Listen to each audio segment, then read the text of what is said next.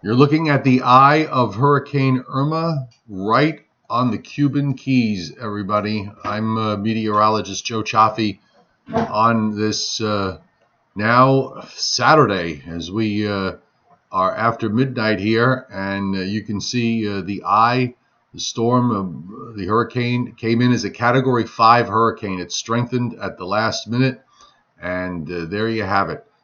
Just right on the coast. And by the way, I am live. Let me just prove it. And here I am. Hope everybody had a great day. We are watching this historic storm just carve out more history for itself, strengthened again to a Category 5 hurricane right before it made landfall. Just in the last hour. Actually, it's not technically on the mainland. It's over the Keys, and this is very important. We have a lot of variables to look through here for Irma as we move ahead because of this westward track that it established today. It's amazing how strong that upper ridge wound up being. As narrow as it was, Irma just continued to respond to that and move pretty much west today, and that took the eye right along the Cuban coast. Just astounding, too, that it wound up strengthening back to a Category 5, but you can see the pressure here on the very last recon as it approached the coast. 925, 926, 924 millibars. The plane found winds well in excess of 150 knots. So they upped it to 160 as it is laying right over these islands here. Here's the mainland, and here are these islands just offshore. So the eye has not yet penetrated the mainland. I'm going to just go back to that satellite loop, and there you have it again. You guys are hearing me okay, which is that good. So we are seeing that eye wall just they're getting pounded. And by the way, I don't know what this was, but I did see around 10 o'clock tonight. Somebody shared a live video. I believe it was out of Cuba, right near this area. The rain and the wind was unbelievable. The thing was, the video was on for a short time, and I wanted to reshare it back on my Facebook page, and I went to look, and it was gone. So I don't know if it was because some Facebook took it down, or the person took it down, or perhaps they somehow got it through some sort of block that they have, and then the block caught it and just took it off. I'm not sure, but I got to tell you, I wish that hadn't happened, because I would have loved to have shared it with you. It was really something to see. It was just something, I certainly wouldn't want to be sitting through it. Now, here are the issues going forward. You see these islands here that run just offshore all the way along the north coast of Cuba. Now, sometimes when these hurricanes come in with the eye hitting land, they hesitate, or they tend to bounce a little bit. So we're going to watch the eye over the next several hours or longer to see if it actually does come inland, or does it wind up straddling these islands here right along the shore. If it does the straddle, the eye being mostly over water, it is not going to lose that much intensity. And we've been talking about this today, how critical it was for the with respect to the intensity of the hurricane.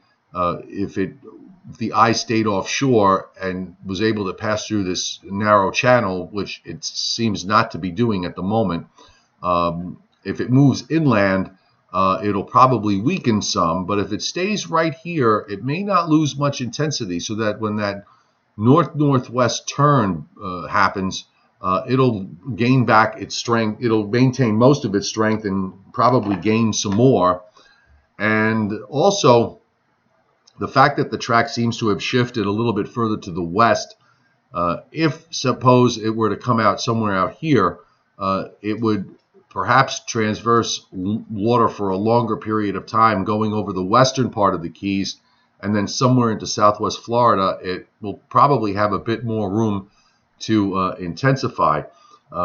If we look at the water temperature map, I'll put that up, and we can see if it's got pockets here. In the Florida Straits, you can see there are pockets of 30 degrees Celsius or higher water right along the west coast of Florida and then right into the Florida Straits. And this is where, right there, off the Keys, that Irma is headed into. So the juice is there from the standpoint of the warm water for Irma to gain strength again.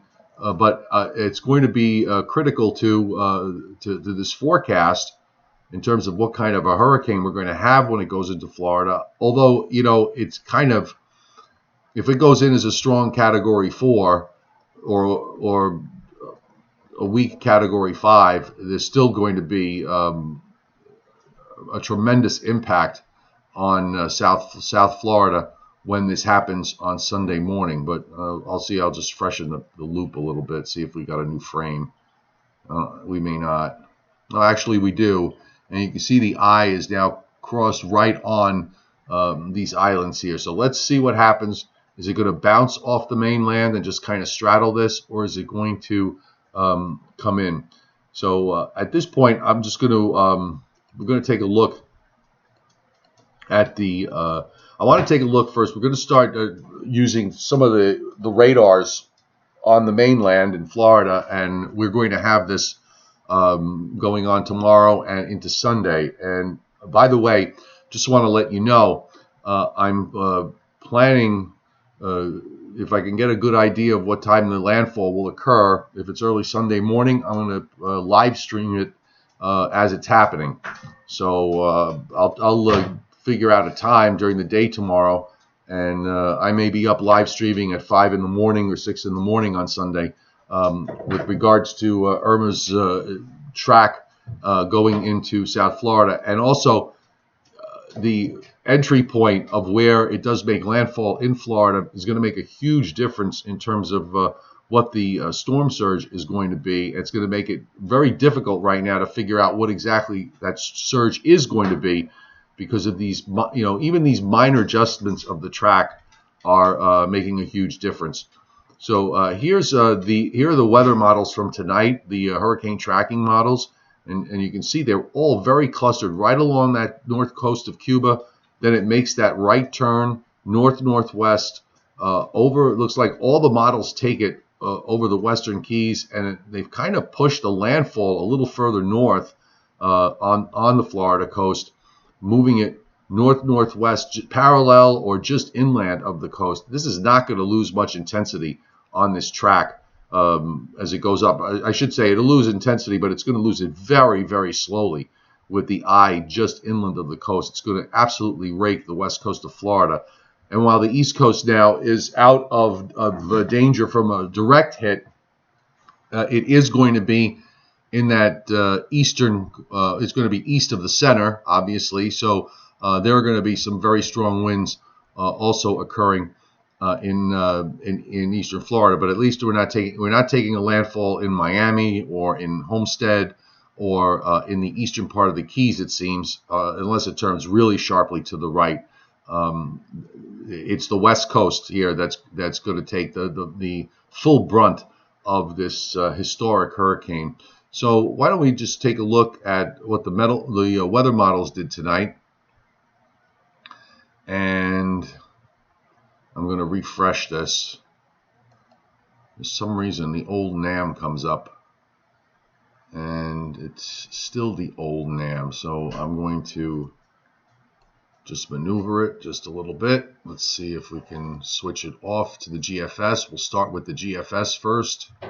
Yes, so we have the GFS model here, and I'll put up the southeast region so we can get really, really close. And we'll take a look. And here it is on the GFS straddling that north coast, but it seems to come out by later tomorrow. It's fully over the water and starts to go more northwest and then north. And notice the pressure drop. Let me just back it up again. The pressure is 932, so the GFS is not really forecasting a lot of weakening here. Then it's 922, 902, which would be the lowest pressure recorded in its life cycle. So the GFS seems to be saying that this is going to be responding to that very warm water and the ideal strengthening conditions that continue to remain aloft over the Western Keys. And then just before landfall, it has it as an 893. So the GFS certainly says that that Irma is going to strengthen back to a Category 5 before it moves inland somewhere in southwest Florida. And then northward from there, just inland of the coast, actually gets it fairly far inland. It looks like it's almost, but not quite halfway between Tampa Bay and Melbourne. And the weakening very slow. The pressure comes up, but slowly. So with this type of look here, when you look at the isobars, there's going to be hurricane force winds on both coasts, and even in inland areas, there certainly will be gusts past hurricane force all the way up the state. And from here, we run into southern Georgia, still probably as maybe at this point, it's a minimal hurricane, Category 1, or maybe a strong Category 1. You see that the circulation, still a large part of the circulation is over the Atlantic. A fair amount is over the Gulf of Mexico. And this is Monday afternoon. So it takes a long time, relatively long time. This is Sunday afternoon, so it's 24 hours. The landfall here is delayed somewhat because of the more west track. So that again may give it a little more time, an extra 6 hours over the water. That's an extra, if it's deepening rapidly, that could be a 12 millibar difference in the pressure. And then by Monday afternoon, we're into right crossing the border into southern Georgia. You can see rain being indicated by the GFS, some very heavy rains in southeastern Georgia and on up into much of coastal South Carolina, some lighter rains into North Carolina, some heavy rain starting to move inland into Georgia. And that track to the northwest continues on tonight's model runs. There's really no change in that. Still have a very formidable looking low there. At this point, probably a tropical depression. And now we're into Tuesday morning. And then it just kind of that low just kind of moves back west and gets left there in western Tennessee, with the rains just diminishing over time. Now, I'm going to just go back. I'm going to take a little wider view here. And we're going to, I want to show you the upper air with this. And we're going to take we're going to go way up into the atmosphere because of how intense this system is. Irma is responding to the steering winds at the higher levels of the atmosphere. So this is the standard level that we look at for the jet stream. You can see that trough off the east coast having absolutely no impact. And there's the reflection of Irma coming in ashore in Florida in the upper air. And then it moves northwestward, just kind of getting hooked back to the northwest. You can also see Jose, by the way, sitting east of the Bahamas, just kind of meandering around here. And as we move to the latter part of next week, we still have a full hurricane east of the Bahamas. GFS has it southeast of Bermuda and east of the Bahamas here by the end of next week. So Jose is not done by any stretch, although you have southwest winds just to the north, and yet there's a narrow ridge right here just north of Jose that is enveloping it and kind of keeping it trapped and away from those southwest winds aloft. Otherwise, it would go out. Now, it may still wind up doing that because of the fact that you have the presence of the upper low in Tennessee driving the southwest winds to the north. But we've got this case right now with Irma where the hurricane was able to avoid the southwest winds that are aloft from northern Florida northward. Here's the level. We're going to go up. Why am I having trouble finding this map? Hang on one second. I can't really see very well. I'm still searching, folks. Oh, that'll help. That's the one I want, the 250 millibar wind. All right, so someone asked me tonight, and it was a really good question. Why is it that it's going to make this sharp right turn?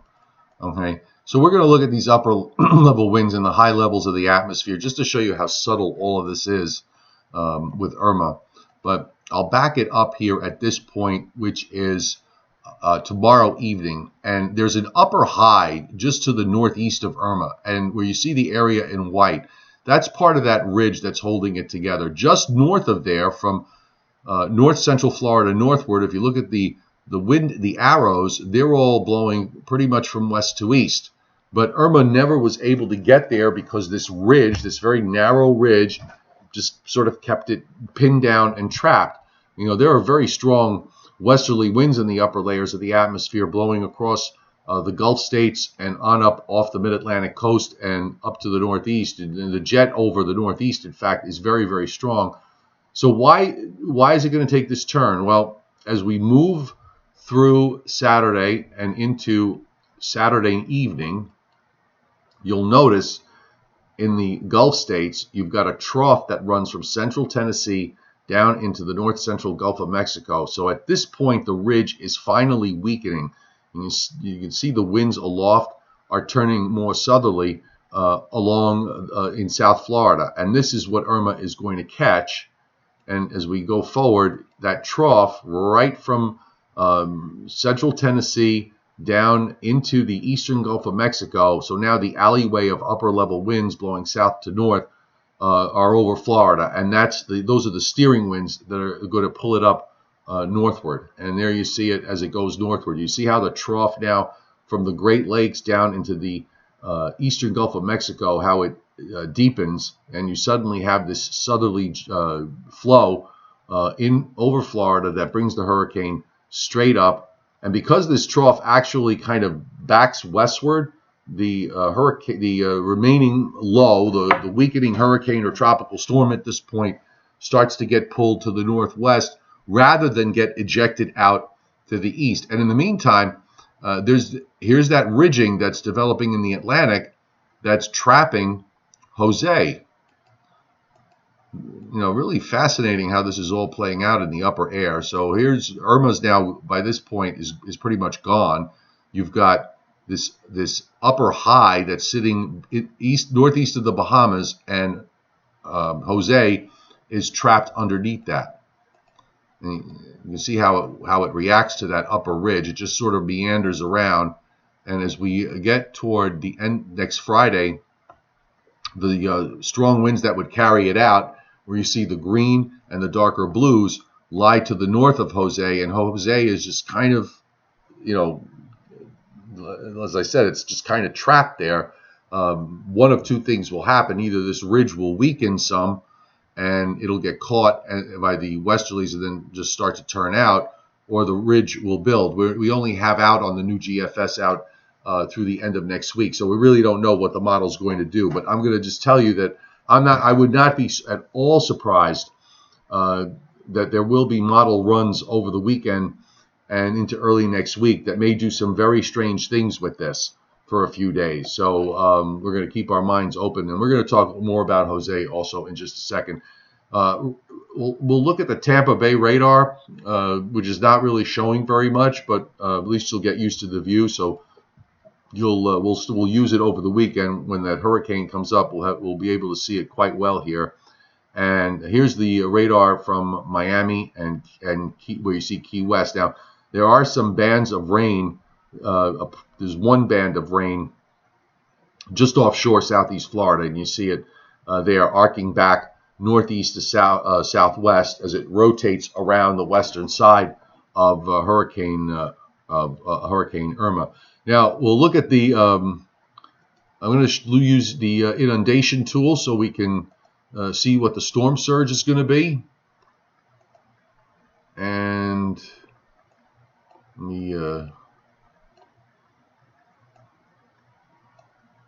it hasn't really changed very much from earlier. But when you look at the gray, someone asked me earlier tonight, and it says there on there that this is the gray area is wetlands in Florida, and it's the area that you see in the colored areas. That's actually where that's people are, dry land where people are living, and in the red, that bright red, that's forecasting 9 feet of water above ground. So any homes that are in this stretch are going to have 9 feet of water from the ground up. So it'll cover their first floor at the very least. And as we move further inland, you can see the inundation is rather extensive. It goes in for quite a ways, 6 feet in the brown, 3 feet in the yellow, and a foot of water where you see the blue. We'll go a little tighter, and we'll be able to see the towns.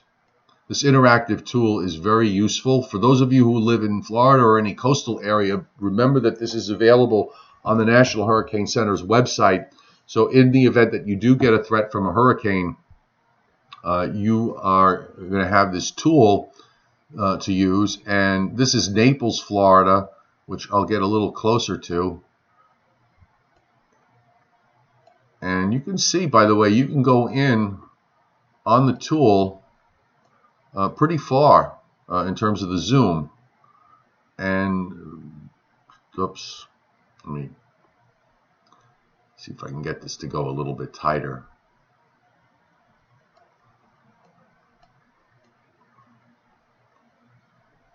There we go. All right, looks like that might be as tight as I can get on this, but you can certainly pick out certain communities here: East Naples, North Naples. Look at all this water that's going to flood Naples if it based on the National Hurricane Center's forecast track. This is well inland. The flooding is extensive, 9 feet in the bright red, 6 feet or more in the brown, and then 3 feet as you start to go a little further west of East Naples. And there's even flooding indicated over parts of areas like Golden Gate and the vineyards. It starts to diminish some. We'll go a little further up the coast, and again, this is going to change. If the track is further west, it's going to change the extent of the flooding to a large degree. Let's see if this map is trying to fill in. But going further up the coast, as we go near San Carlos Park and some of these other areas that run up along the coast, unfortunately, now we're into Fort Myers. And you can see some of the flooding. Some of the data is missing here, but you can see that there's extensive flooding in Fort Myers itself. 3 feet of water above ground, some pockets of 6 feet, and you got some reds here on the other side of this waterway in Fort Myers, where you've got some water up to 9 feet. So just incredible here of what the storm surge is going to be, all hinging on the fact that on where the landfall is. So we're going to check this again in the morning as the track adjusts. Just let me pull up the Hurricane Center's latest advisory. And it's at 22.1 north, 77.1 west, 160 mile an hour winds moving west at 13. We've got the track. Looks like they may have adjusted it slightly to the left, a little bit further to the west. You have your hurricane warnings up from just south of Tampa, St. Pete, down the coast, around the peninsula, out to the Keys, and then up the east coast to Vero Beach. And there will be wind issues, as we said, over a large portion of the state. I'm going to put the we'll put the 10-meter wind on, and I'll get close. Let's see. So I'll put the 10-meter wind, And we'll also change the view, so we'll get really tight.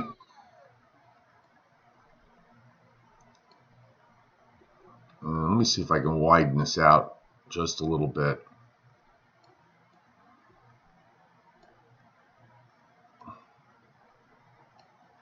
There you go.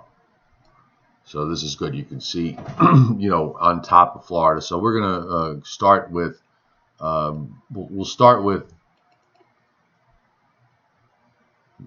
okay, so we're just trying to see where we are in terms of a time frame. Okay, so here we are now, and now we're into Sunday morning, and you can see where the core of those 100-knot winds will be in the black.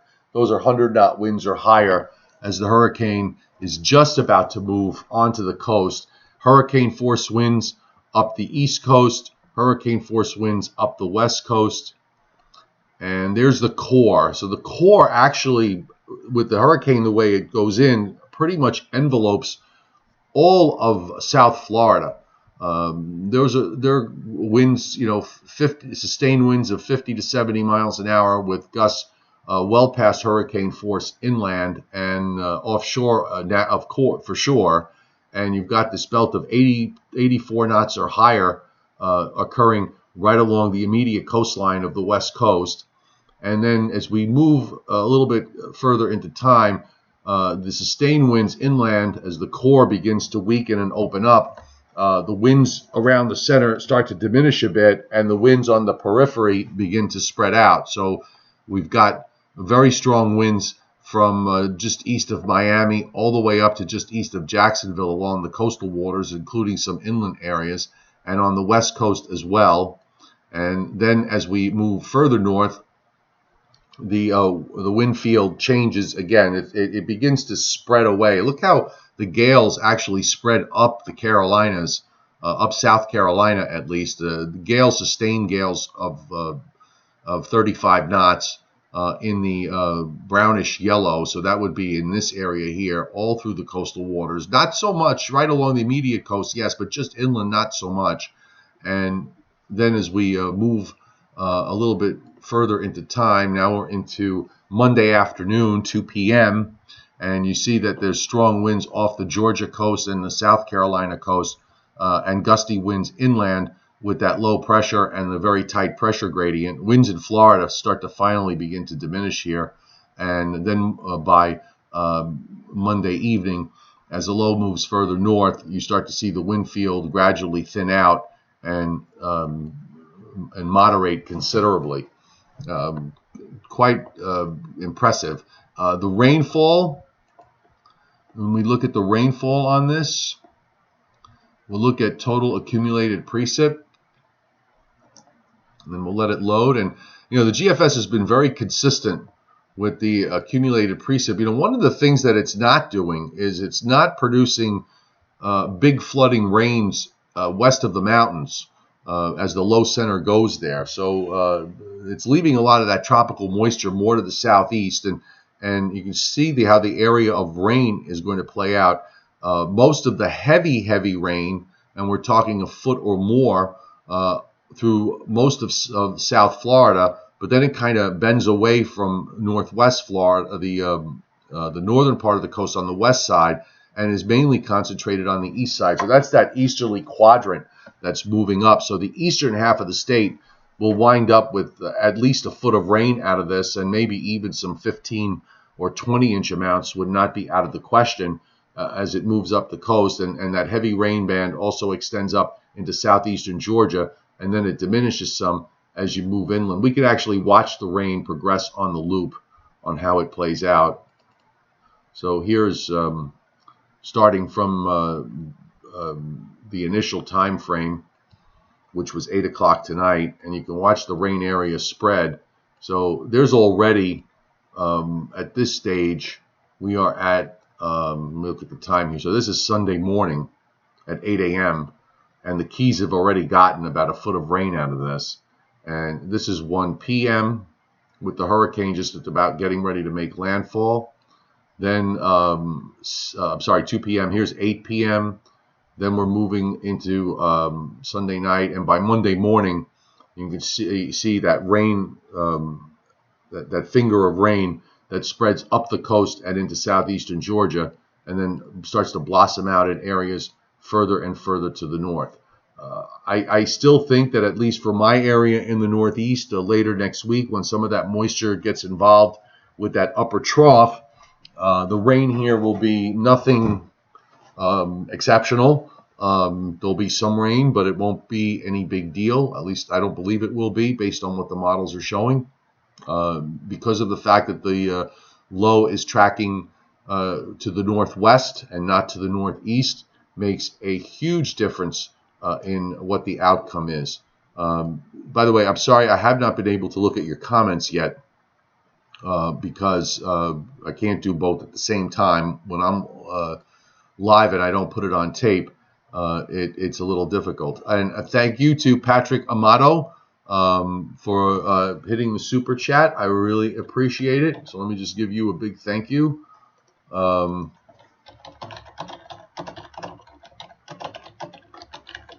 There you go. Thank you very much for that. Let's look at Jose now at this time.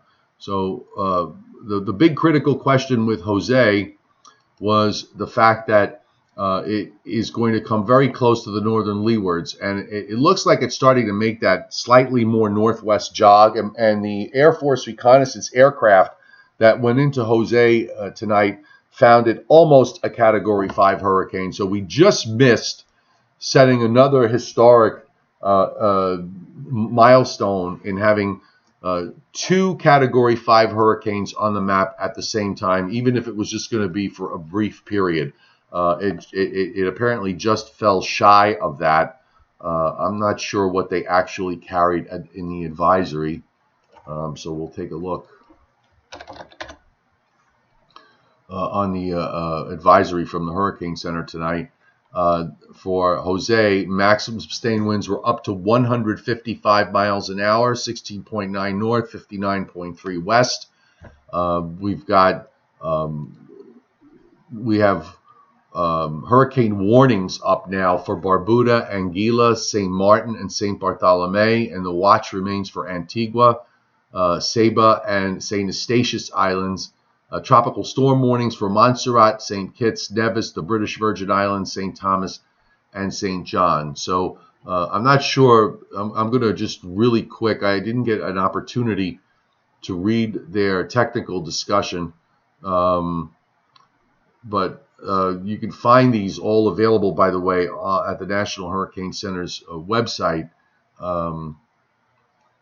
Forecasting is that based on the motion right now, which is west-northwest at 12, it'll take the core of Jose just to the east of the northern leewards. So perhaps they won't get into that core with the 100-knot plus winds, but they'll probably certainly get tropical storm force winds and hurricane force gusts as it goes by. And then they just kind of talk about the long range, which pretty much they say that they're not 100% sure what's going to happen, because models are kind of all over the place with regards to Jose. And when we look at Jose's forecast tracks, you kind of see what happens. It moves west-northwest for a while, and then some of these models start to do these loops. The GFS did that as well. We'll look at we can look at the GFS model again, and I will switch areas so we can take a look at what's happening with Jose, and we'll go to the North Atlantic view, and here we have it. And let me just I'm going to make it just a little bit smaller so that we can see the time frame. There you go. So here's if you ever look, when I have these maps up at the top, you can see the date and time, and it's in Greenwich Mean Time. So this is the rainfall. I'm going to change it now to the surface map. And here we have it.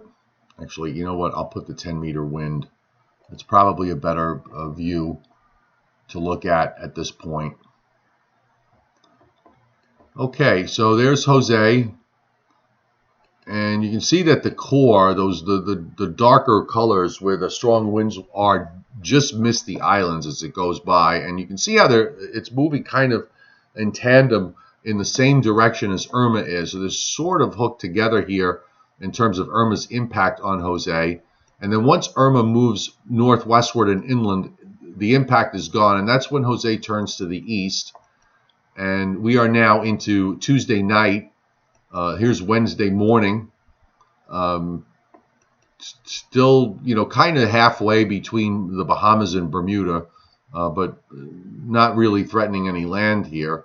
And then it starts to go back west and west-northwestward, probably in response to that upper ridge. And it actually brings it down to 927 millibars, so it brings it back at least to a Category 4 hurricane.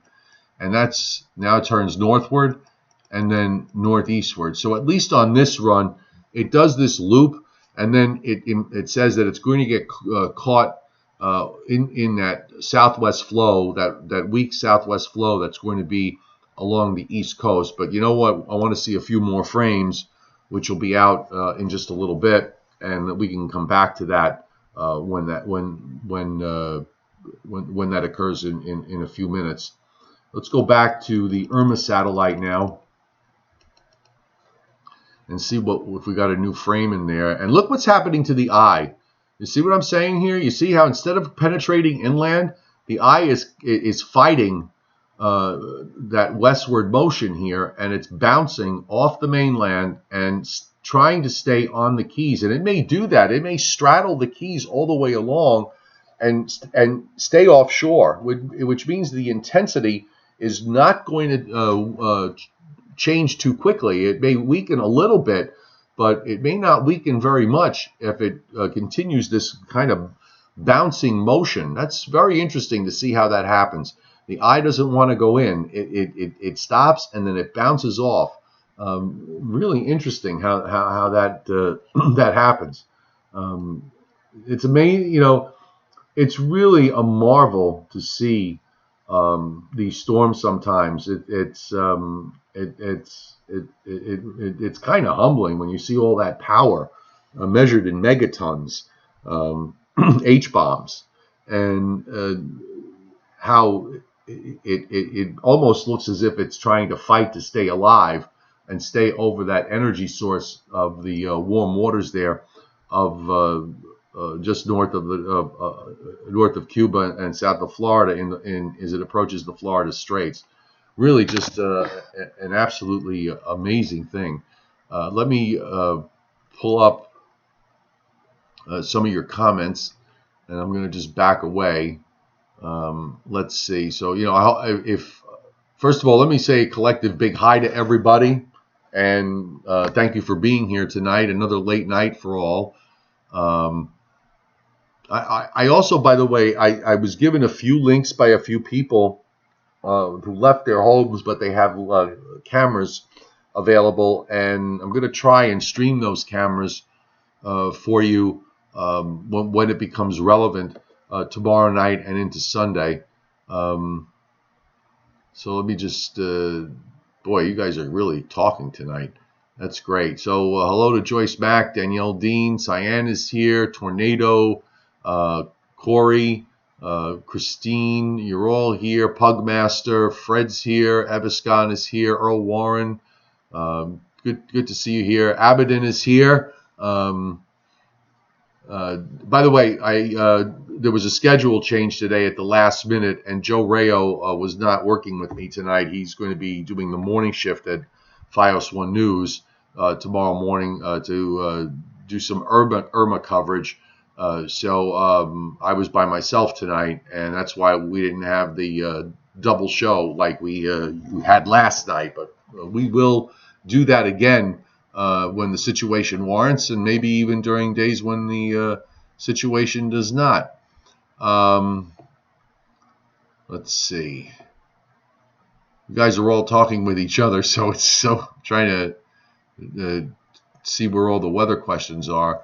Pugmaster. Katrina's path made its path to New Orleans, but Pugmaster, just to point out that the upper air, when we showed that to you before, was completely different from what it is now, and that's not going to do that because of that deep trough that's going to be forming in the Gulf of Mexico.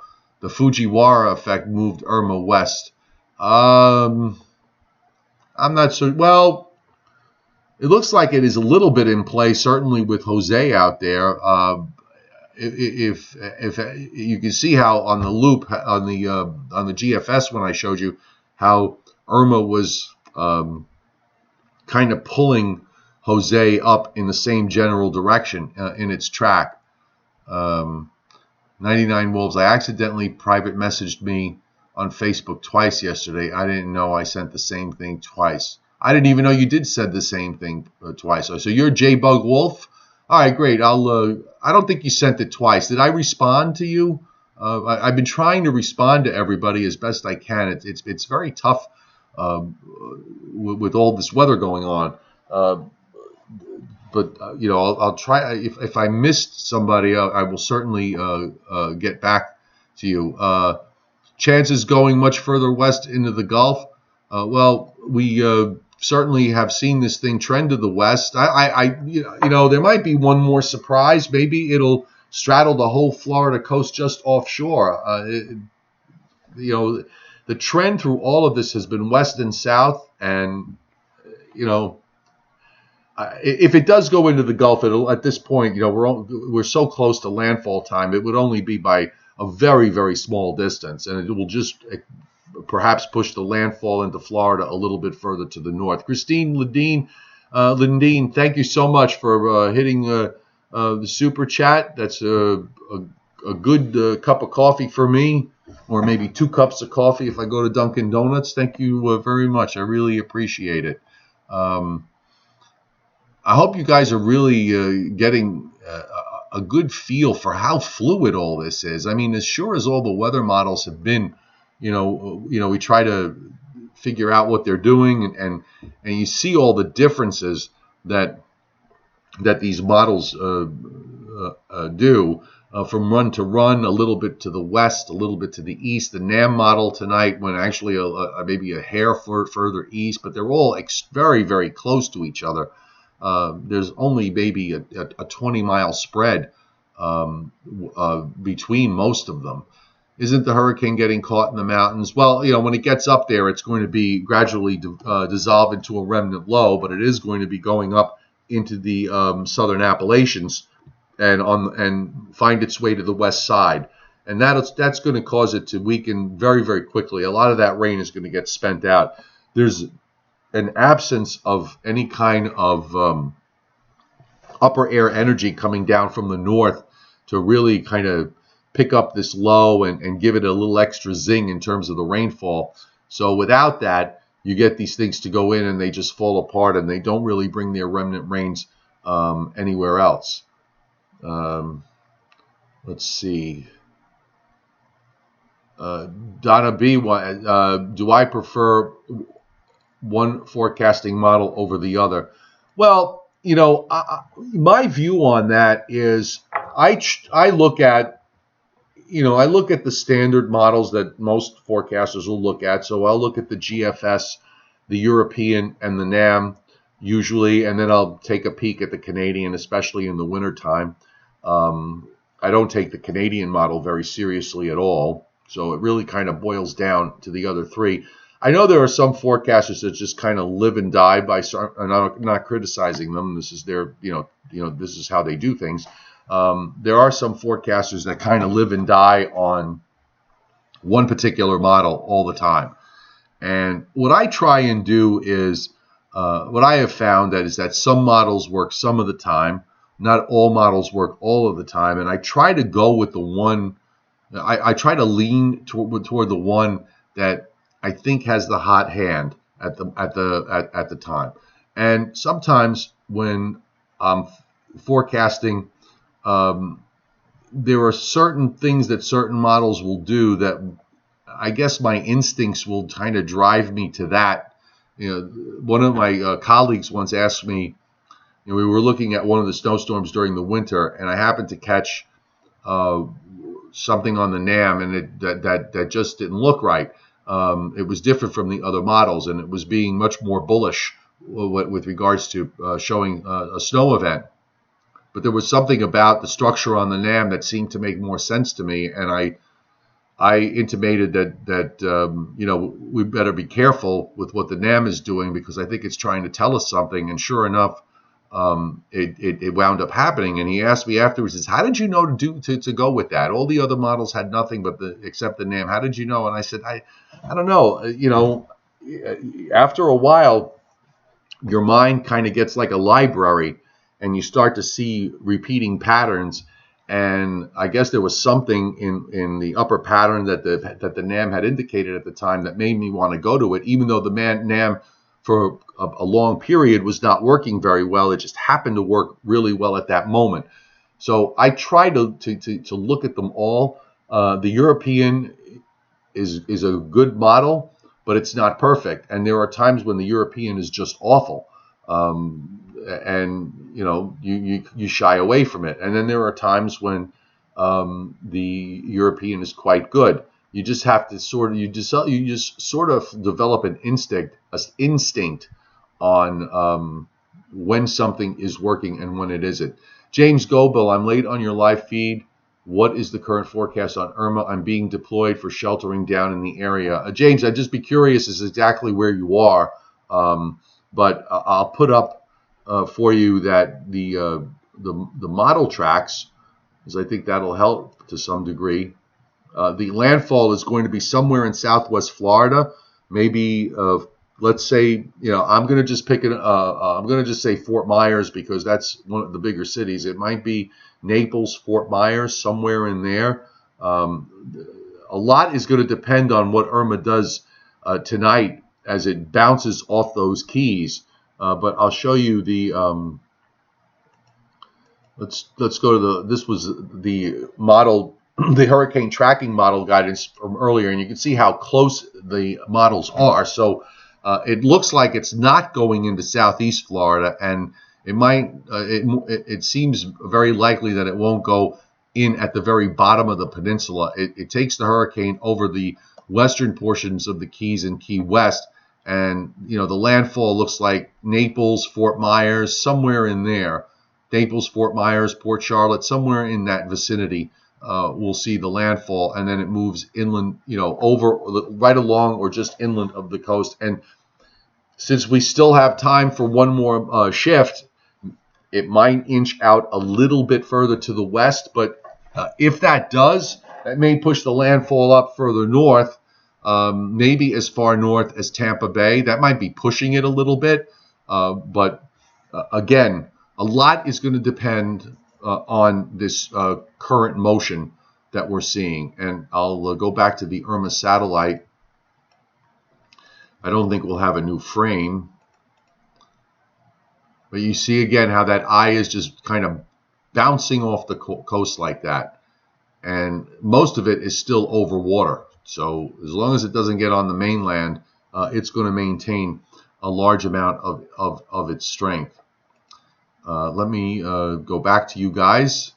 And yes, it was a Category 5 when it moved inland. For those of you who are here late, just want to just say again, my plan of attack on this in terms of coverage is that we'll do. I'll do a live stream tomorrow morning at some point. I figure maybe I'll wait till about noon so that we'll have the NAM and the new GFS. And yeah, Patrick, by the way, Patrick Amato, from Tampa Bay, bad forecast day for us. You're going to have to pay close attention with what's happening. So again, tomorrow, maybe figure around noontime, we'll do a live stream, and then I'll do one late tomorrow evening. And I'm just going to then do it on the fly. And my plan is once we have a good idea of where the landfall is in terms of timing, if it winds up being a little further south and east. And by the way, there could still be, there still could be an eastward shift here at the last minute. That's not impossible. if Irma moves slowly, if it slows its motion down, which is entirely possible as that ridge begins to weaken, it might get picked up by the trough a little bit faster. So it's quite possible we could see these models shift ever so slightly to the east. I don't think it would be a big shift, but certainly can't rule it out, considering everything we've seen out of this for the last number of days. One more surprise is certainly possible. GC Simmons, I'm in Florida, but I'm fascinated and thank you because I go to tropical tidbits, but don't know what I'm looking at. Ask any questions you'd like. I'll certainly try and help you out. One of the things I tell everybody, I may have lost the signal here briefly. There we go. It just came back. I guess it took a little bit of a wireless hit. Start looking with the map that says, for precip, rain and frozen. So you see the precipitation with the lows and the highs on the surface. And then you can kind of just, even if you don't understand the maps, take a look at them and start getting used to them. And usually what happens is over time is, if you keep watching my live streams and you keep looking at the material, even though it is very technical, after a while it does start to make a little bit of sense. Why don't we look, we haven't done this in a while because we've been so hurricane focused. I think, this might be a good time. Why don't we look at the long range pattern across North America? And I'm going to change regions. Now, one of the things I always tell people when they look at these jet stream maps, and I've done this on my other videos when I pre-tape them and then I can draw on them. I can explain them a bit better than I can here because I can't draw on these things. But I'm going to put the winds at 18,000 feet. And just remember that everything, in the atmosphere, things go generally from west to east. So when you see those lines, that's where they're basically lines of equal pressure in the upper layers of the atmosphere. The way it works is how high do we have to go in the atmosphere to find a pressure of 500 millibars? This way we're looking at an equal atmosphere all the way around. And when those lines get very close together, the winds in the upper atmosphere are stronger. And again, going from west to east. When they're further apart, the winds get lighter. You have winds blowing counterclockwise around lows. So like that low that you see off the coast of California near San Francisco, that closed, that circle, there's a low in there. There's a low in the Gulf of Alaska. So you can just kind of draw an arrow to show the direction of the wind. And where you see these dips in the jet stream that go from north to south, those are troughs of low pressure. Where you see these rises that go from south to north, like you see in the Dakotas and into southern Canada, that's a ridge or an upper high that's trying to build. So this is how it would look like with the jet stream. And just visualize gears. There's a kid's toy, baby's toy, where it's like a gearbox, and they put it's sort of a puzzle, and it's all these gears that are in different sizes, and they put it in there, and then there's a handle, so when they get all the gears in and they turn the handle, all the wheels move. Well, that's kind of like how the upper atmosphere was with the lows and the highs, except these gears are constantly changing in size, they're changing in position, they're changing in strength. So when we rotate, when we put it in motion, you can see how the gears move and change with upper lows and upper highs.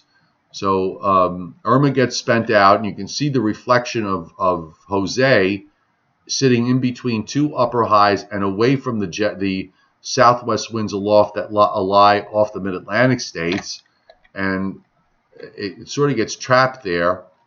And look what this run is doing, by the way. And I did say this before. You see how Jose winds up moving northwestward? I mean, that would be unprecedented. We're now looking at September 20th, by the way. Like I said earlier, do not be at all surprised if you wind up seeing this models start doing some pretty squirrely things when it comes to Jose, because of the fact that it's going to just kind of be in a no man's land for a while in terms of the upper flow. Just out of curiosity, there it is, off the Mid-Atlantic coast. I mean, it's far out where it's not having any impact, but I'm going to roll back so you can see how it evolves. So here it is with Irma. You can see they're kind of moving northward together. Then Irma goes one way and Jose goes the other way. Jose kind of drops southeast and moves west, northwest, northwest, then north, then kind of turns northeast, then turns north, and then goes straight north into Cape Cod and the Gulf of Maine. So I'm telling you, over the next set number of days, you're going to see models do all sorts of weird things when it comes to Jose, because of the upper air pattern that we're going to be seeing out in the Atlantic. Very interesting how this all works. Let me see. We've got some more comments here. Oh, I see somebody went nuts with the emojis. You guys are like, it's a Friday night. You're expressing some anger. Jazzy Bill, very educational. Really enjoy learning more about the storms through my forecasting abilities. Thank you for taking the time. Thank you for being here. I really appreciate it. It's a lot of fun. Cyan, you hit the super chat. I just saw it from earlier. Thank you very much. I really appreciate it. Yeah, a lot of Friday night seems to be bringing out a lot of folks in here. Why does South America not get hurricanes? Well, among other things, actually, that's not quite true. Over the last number of years, there have been a couple that have formed south of the equator. It was not something that we've seen very much of, but occasionally they do get tropical storms that form in the South Atlantic. One of the reasons is that it doesn't happen very often is that the Antarctic current goes up a ways, and the water is not that warm. There's only there's a much narrower area where the water is warm enough to support tropical storms, and that's fairly close to the equator. And once you get near the equator, you don't really see tropical systems there because of the physics of the atmosphere. There's no Coriolis force. There's no rotation. The natural spin of the Earth. It's minimal to zero when you get down near the equator. So nothing can spin up. Is basically what I'm saying. But every once in a while, I think a couple of years ago, there was one that went into Brazil. So it's rare, but it does happen. But on the whole, it you can go decades without seeing one. Over the year, now in this day and age, a lot of years ago, stuff just you just missed it. It wasn't paid attention to, or it just would show up, and it wasn't the sort of thing that they there wasn't a lot of data available. You see things on the satellite, but you weren't able to verify it very well. But we can do that now. So it's probable that they have on occasion happened, but they just kind of fell below the radar. And 99 Wolves, those outer bands, the outermost bands are very close to or have been passing over the Florida Keys. Michael Bologna, you're very kind. Thank you so much. I just try my best, and this is such a passion for me and always has been. So I just try my best in trying to get the forecast right. That's the most important thing for me, is to try and nail the forecast. And I think, you've seen the detail I try to go into and have gone into with this particular storm, and just the struggle it is from run to run. That trying to figure out, it's like trying to figure out a giant puzzle. One of the things I tell a lot of young up and coming forecasters to keep your mind open on things. You will be constantly surprised at what you think should happen and what actually does happen. And try not to model cast and model hug as what apparently some people call it, where somebody just lives and dies by one model no matter what it says. You want to keep your mind open to all possibilities at all times, because you will be surprised along the way, and you'll be surprised in ways that you least expect it. And remember that when you're wrong, and you admit it. You then use that as an opportunity to learn. You go back and you look and see, well, what was it that caused me to err in my forecast? And you figure it out, and then you make those adjustments accordingly. Let's see. What was the worst hurricane I experienced? Well, I'll give you two of my hurricane experiences. One in New Orleans and one here. In New Orleans, I believe it was in 1985 or 6, we had Hurricane, I think it was Elena, and it came in from the east into Lake Pontchartrain. And it was a very small hurricane. It was so small that I lived, they were carrying winds of 110 miles an hour, as I remember, when it moved inland.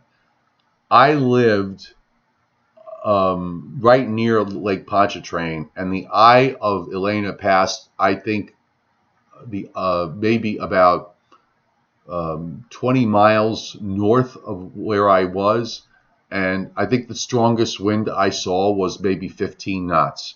It was that small, and it was in a weakening phase at the time it moved inland, so it was nothing.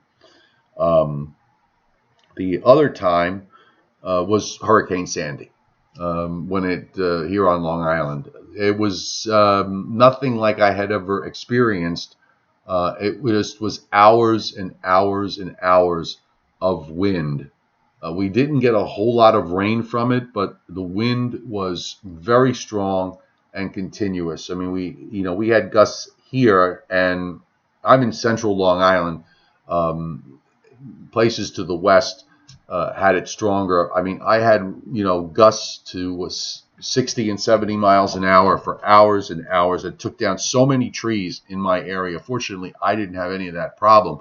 But in the blocks surrounding my house, I saw when I went out the next morning, I actually went out during the, one of the fiercest times. I got in my car to try to do a live broadcast, and I drove somewhere nearby in a busier area, so that maybe I could get some kind of signal so that I could do this live broadcast for a station down in Mississippi. And I was, I shouldn't have gone out, given what was going on. I just wasn't that smart doing it. Thankfully, nothing happened. I wasn't that far from my house. But when I went out the next morning, and I went down to the blocks not too far from my house, for some reason where I live, I'm kind of in a little bit of a valley, and I don't have there are not a lot of trees. There were a lot of trees on either side of me, but in my development, when they built it, they took down all the trees, so we don't have a lot of trees. So when it gets windy, it just kind of blows through, and then it's the houses behind me and around me that wind up getting hit pretty hard. And I saw tree damage in ways that I just sat there and just kind of shook my head and said, how did that happen? Where I saw a big oak tree through both windows, the driver's side and the passenger side window had gone all the way through. And I'm like, how did it do that? It looked like, the tree would have had to have fallen on the ground, and the wind would have had to have picked it up and literally blown it through the car. I mean, to this day, I don't understand how exactly that happened. So I would say, the answer to your question is Sandy was my big rough spot in terms of hurricane experience. Otherwise, I've been, I lived in the Gulf States for 5 years from 1982 to 1980 through 1986. And we didn't see that many tropical storms in that time frame. Just a couple of them. They were around me, but I didn't get to experience Katrina because that was in 2005. But while I was there, I really didn't experience anything of consequence. You're very kind, Danielle Dean. Thank you so much. Do you think Irma could break the record for ace in the Atlantic? It's already at 55. Well, it's broken other records, so why not? This storm is really going to go down. I mean, in history, once we get through the landfall in Florida and see what it brings us, this is going to be way up at the top of the charts in terms of what it's done in its life cycle. The intensity, the being the strongest Atlantic of hurricane in the Atlantic Ocean, not counting the Caribbean and the Gulf of Mexico. And you know what? It still has time to take those pressure numbers down even lower before Sunday, before it moves inland on Sunday. This is really going to stand out. And I think I'm not 100% sure. They might retire Jose, if only because of the fact that it got to that 150 mile an hour wind, and being that Irma and Jose were running at the same time, and this is the first time since records that they have going back to about 1851 that there were two hurricanes in the Atlantic Basin with winds of 150 miles an hour or more at the same time. So they may just retire Jose because of the fact that because of this record thing with Irma. I could be wrong on that. I'm just thinking out loud that might be a possibility.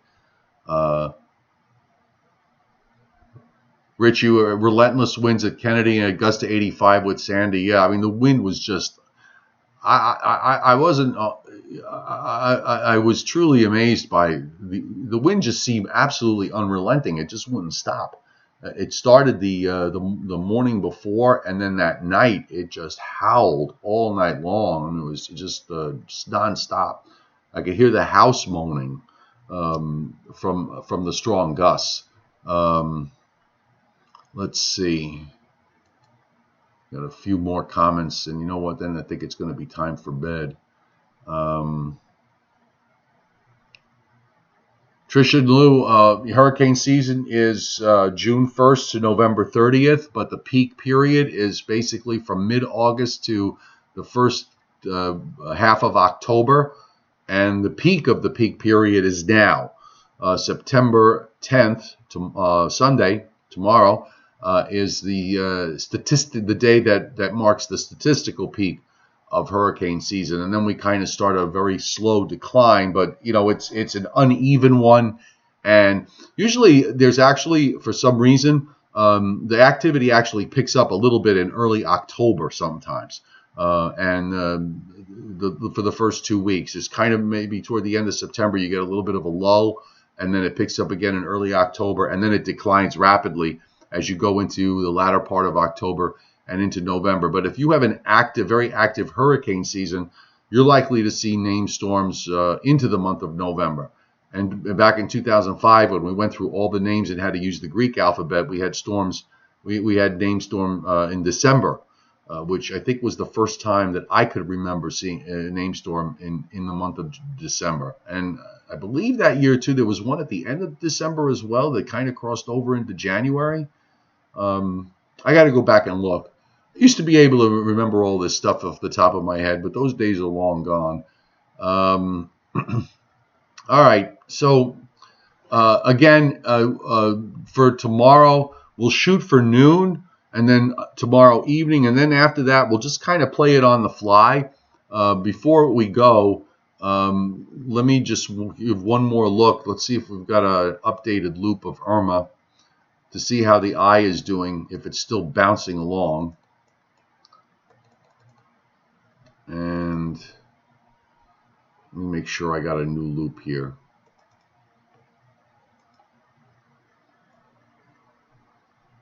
Isn't that weird? Look at how that eye bounces, and actually it looks like it's kind of stretched a little bit more northwest southeast. You notice that?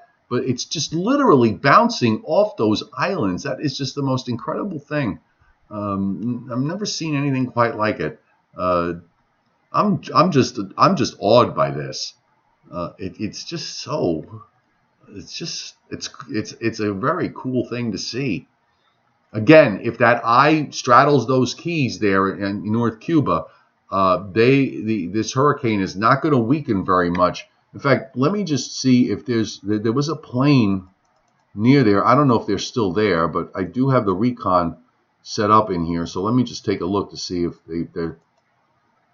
No, this is from the old, just before it touched the keys there.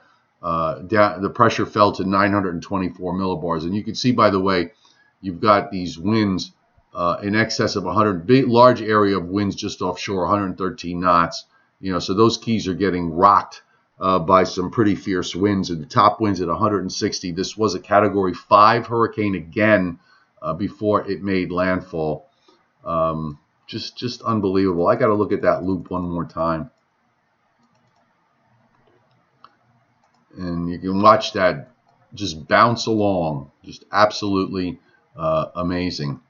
Thank you very much, those of you who hit the till in the super chat. Patrick Amato, Christine Lindeen, and Cyan Hernandez. Gets me. I got enough here to get my favorite cigar. By the way, that's really cool. So thank you so much. I really appreciate it. I appreciate very much that all of you who are here, both the regulars that keep coming back and some of you that are new. Welcome. I hope you enjoy the weather stuff and all the things that I'm doing. Am I reading the comment, Tornado? What comment is that, pal? Let me look back. I just read that one, but I can't see. I'm scrolling back. Did I miss something? I know somebody just told me they want my wife to clean the counter behind me. Well, maybe I'll clean it. Scott McManus, what about Katia? Katia is inland. It's just about moved inland. Let me show you on the wide picture. It's amazing with these 3 storms. We really haven't spent much time on Katia at all. And normally it would be something that we would pay attention to. Here's the Atlantic satellite. And you can see Katia is now inland in southwest Mexico. And Jose, just east of the Leewards, still moving toward the northern Leeward Islands. Hopefully it'll just be a graze and nothing more. And Irma right in the middle. And by the way, you can also see the size difference between the 2 hurricanes. You notice how Irma is circular and quite large, and Jose is a little bit distorted, but it does have that very round circular core, trying to get that buzzsaw look that Category 5 storms have. But Irma is just, an incredibly impressive storm. And in fact, look at you can see the outflow of the clouds on the infrared, how far north and how far south it goes, off the middle coast of Florida, and then all the way down into the west central Caribbean, where some of the clouds that are in the outflow. I mean, just very, very impressive. Now, I think we're going to get impressed some more with this during tomorrow and tomorrow night. So when we get there, in terms of time, I'm sure we're going to find some very, very interesting things going on. So I'm going to, let me just check these last comments. You guys are getting crazy. I guess it must be because it's a Friday night. I need to block Mike SYA. Why is this guy talking about goats in people's houses? Really, come on. Can we grow up here, please? Hang on. I'll take care of it. And done. He's out. Okay. Tornado, I took care of it. So he's gone. Yes, Wayne, he's blocked. Okay. Thanks for being on top of that, by the way. This is why, one plus I have when I pre-tape something, because then I can just sit here and talk to you and see all this. But I just saw it now, so he's gone.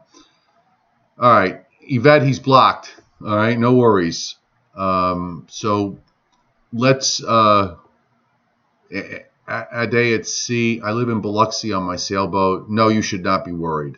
Okay, don't be worried. All right. There's probably going to be some swells from it. There's a little bit of wave action, but you're not going to get anything more than that. Thank you, Pugmaster, for being here. All right, that's a good idea, JS Sweetie. Maybe I will do that. I'll set some moderators up, and then you guys can police yourselves to some degree. We will. I think it's time for me to go to sleep. I'm kind of brain fried at this point.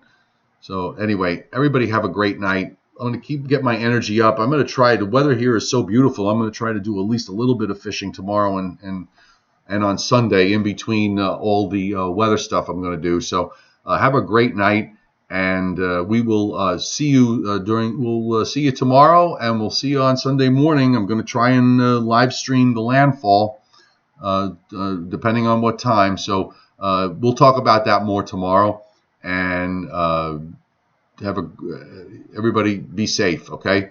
Especially if you're down in the hurricane area, please be safe.